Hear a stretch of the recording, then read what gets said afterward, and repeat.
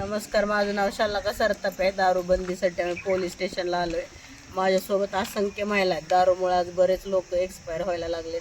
बरेच लोकांचे संसार उद्ध्वस्त व्हायला लागलेत. हातबट्टीने लोकांचे पोट फुगतायत, मारायला लागलेत, मेंदूवर परिणाम व्हायला लागलाय. पण बायका त्या नवऱ्यांच्या भीतीने माझ्यासोबत आता आल्या नाहीत. मी एकटीच आली निवेदन द्यायला. तर आम्ही जे निवेदन दिलेलं आहे पोलिसांनी स्वीकारून 8 दिवसाच्या आत बंदोबस्त नाही केला तर आम्ही बुधवारी मोठा मोर्चा काढणार आहे. त्याच्यात सगळ्या बायका येणार आहेत. मसवडमध्ये डुप्लिकेट दारू पण विकली जाते, अनधिकृत दारू विकली जाते. काय सांगाल?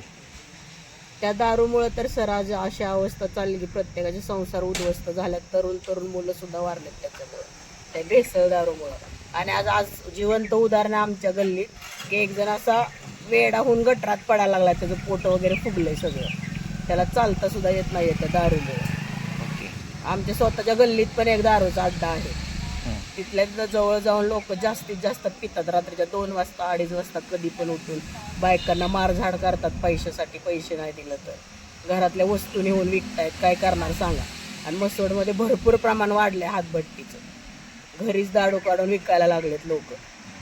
त्याच्यामुळं काहीतरी प्रशासनाने करावे अशी माझी कळकळीची विनंती आहे.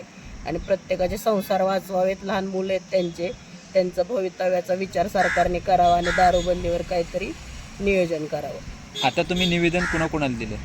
आत्ता आम्ही पोलीस स्टेशनला द्यायला आलोय आणि नंतर तहसील ऑफिसला पण देणार आहे. ओके. यानंतर यांनी जर नाही दखल घेतली तर मोठा मोर्चा काढणार आहे. भरपूर बायका आहेत माझ्यासोबत पण भीतीपोटी त्या काय आल्या नाहीत आता. ओके. किती बायका आहेत ज्या भीतीपोटी कॅमेऱ्यासमोर येत नाहीत? 50-60 बायका आहेत सर, पण त्या भीतीपोटी कॅमेऱ्यासमोर येत नाहीये. आणि त्या बऱ्याच कुणाला भेटतात? का भेटतात? त्यांना असं सांगण्यात आलं की दगडफेक होईल, तुम्हाला मारझाड होईल. त्याच्यामुळे त्या काही येत नाहीये समोर. की पोलिसांना ते हप्ते देतात, त्याच्यामुळे कोण ह्याच्यावर कारवाई नाही करणार अशा भीतीमुळे त्या काही येईना झाल्यात समोर. ओके. असं विषय आहे.